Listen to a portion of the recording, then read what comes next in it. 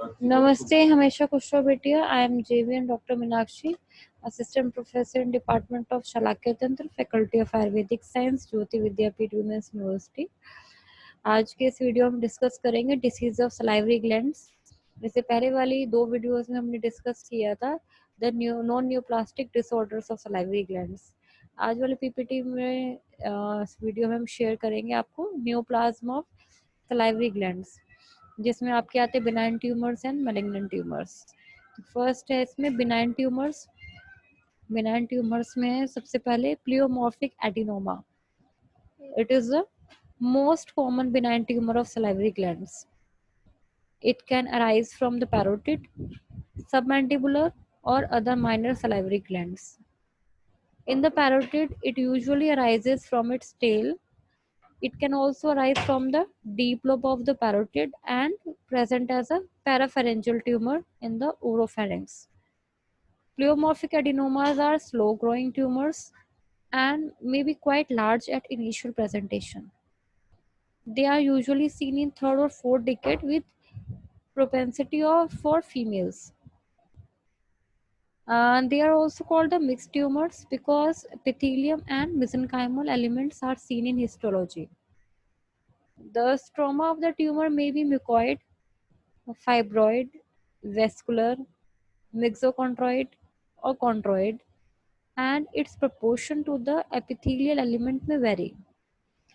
Though tumor is encapsulated, it sends pseudopores into the surrounding gland, which are left behind if the tumor is simply shelled out.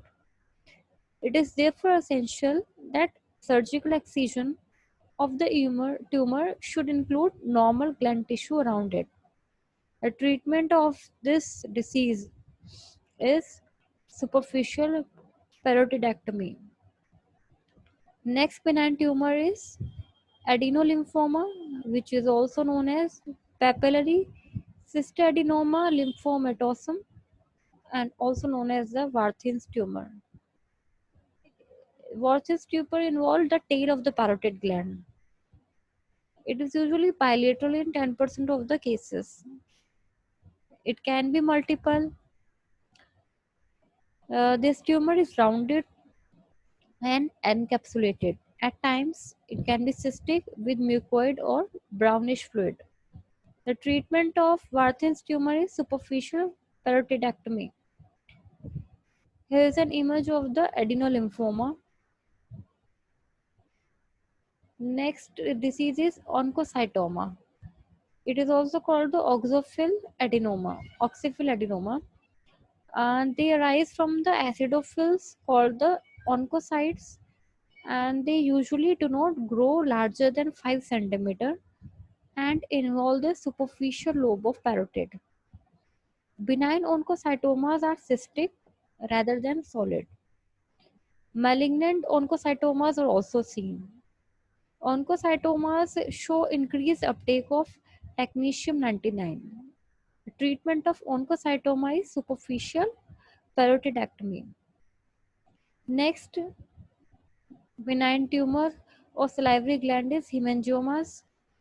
They are most common tumors of the parotid in children, predominantly affecting females.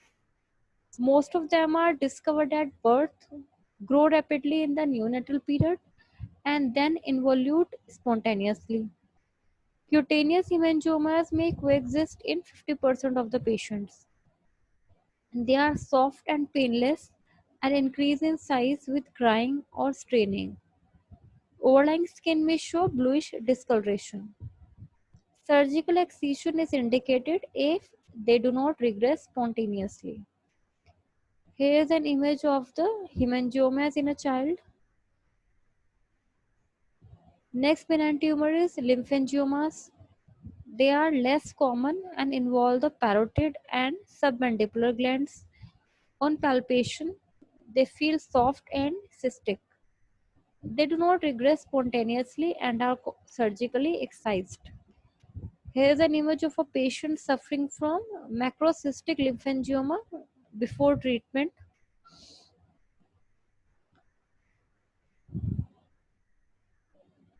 इसमें हमने discuss किया था इस video में the benign tumours of salivary glands. Next video में हम discuss करेंगे the malignant tumours of salivary glands. Thank you so much. This session is powered by digital version 2.0, Jyoti Vidyapeeth Women's University. I hope you are satisfied with my digital session. If you have any query, please mention in the comment box. I will resolve it. Thank you so much.